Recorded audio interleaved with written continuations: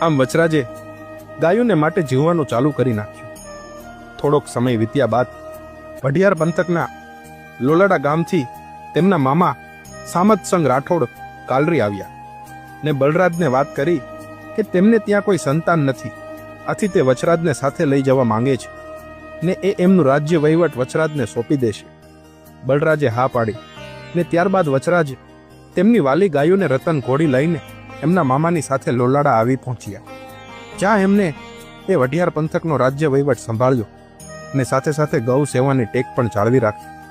એ સમયમાં વઢિયાર પંથકમાં સુમરા લૂંટારુઓ અવારનવાર ગામની ગાયોને હાકી જતા, પણ વચરાજના આવ્યા પછી અનેક વાર વચરાજે સુમરા લૂંટારુઓ સામે ધીંગાણું આદર્યું ને તેમને મારી ભગાડ્યા.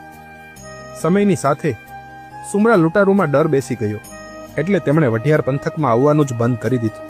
ત્યારબાદ વચરાજની પરણવા લાયક ઉંમર થઈ ત્યારે તેમના મામા સામંતસિંહ રાઠોડે તેમના નજીકના સંબંધી વજયસિંહ રાઠોડની દીકરી પૂનાબા સાથે વચરાજનું સગપણ નક્કી કર્યું.